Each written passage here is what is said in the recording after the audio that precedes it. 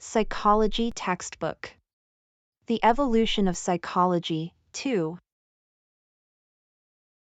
Behaviorism and the Question of Free Will. Have you heard of behaviorism and its impact on the study of psychology?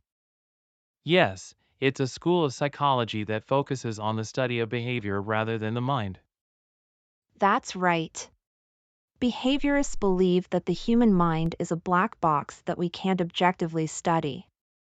And they argue that we can successfully predict behavior without knowing what happens inside the mind. I read that the first behaviorist was John B. Watson.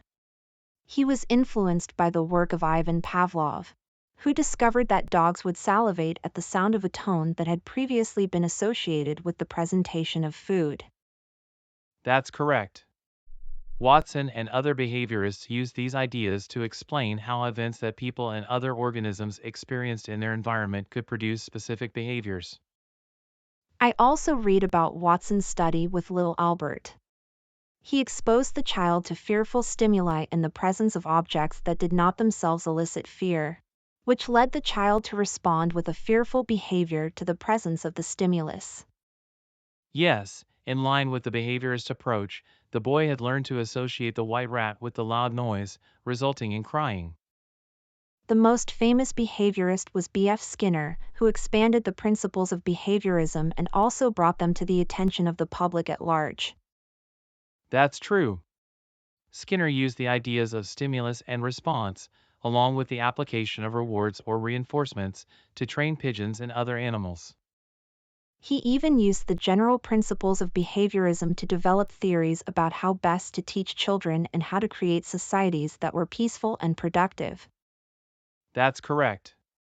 Skinner's contributions to the field of psychology have been significant and continue to influence modern psychology today. Do we have free will? Recent research suggests that we may overestimate our own free will. That's interesting. What kind of research? Neuroscientists have found that the intention to act occurs in the brain before we become aware of it. They placed participants in a brain scanner and found that the prefrontal cortex region of the brain showed activation that could predict the button press as long as 10 seconds before the participants said they decided which button to press. Wow, that's fascinating. Does that mean we don't have free will? It's not that simple. Research has found that we are more likely to think that we control our behavior in some cases than in others. For example, we are more likely to take ownership for our actions when the desire to act occurs immediately prior to the outcome and when there are no other apparent causes for the behavior. That makes sense. So, what did the behaviorists believe about free will? The behaviorists believe that there is no free will and that our behaviors are determined by the events that we have experienced in our past. They argue that organisms, including humans, are a lot like puppets in a show who don't realize that other people are controlling them.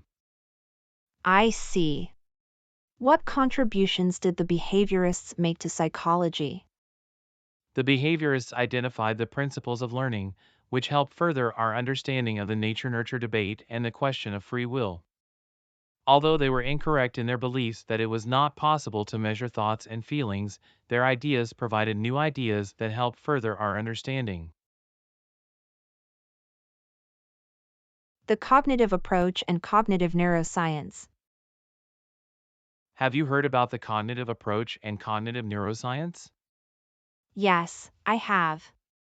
It's a field of psychology that studies mental processes like perception, thinking, memory, and judgment.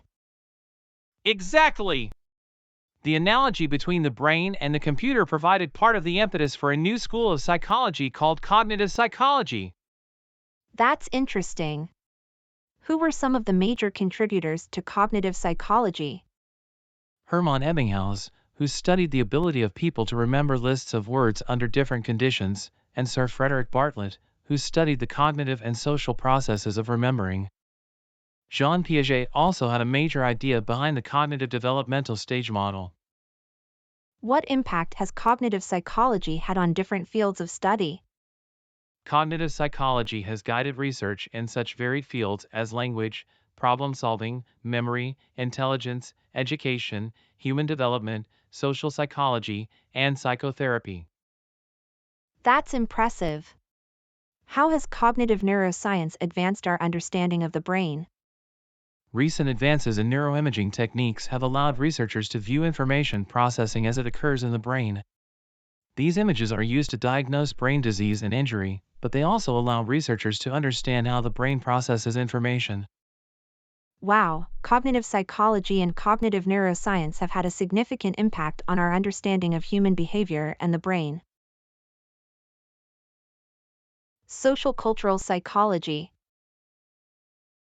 Have you ever wondered how social situations and cultures influence our thinking and behavior? Yes, I have.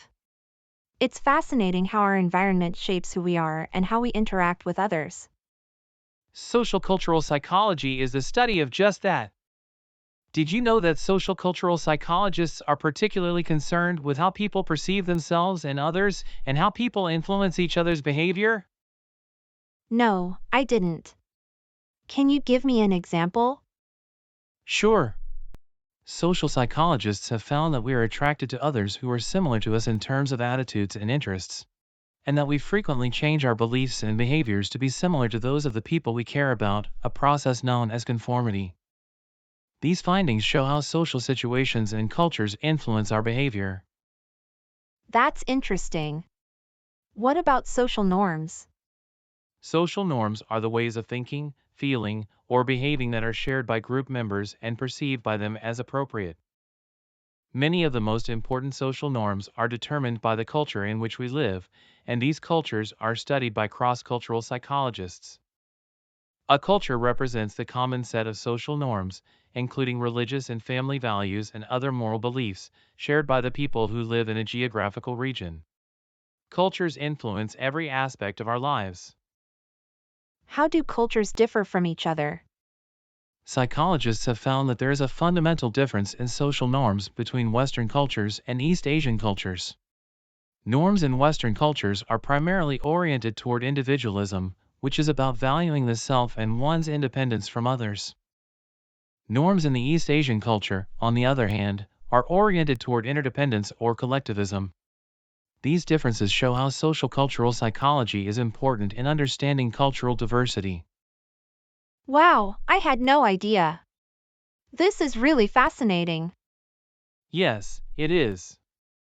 Understanding social cultural psychology can help us better understand ourselves and others and improve our interactions with people from different cultures.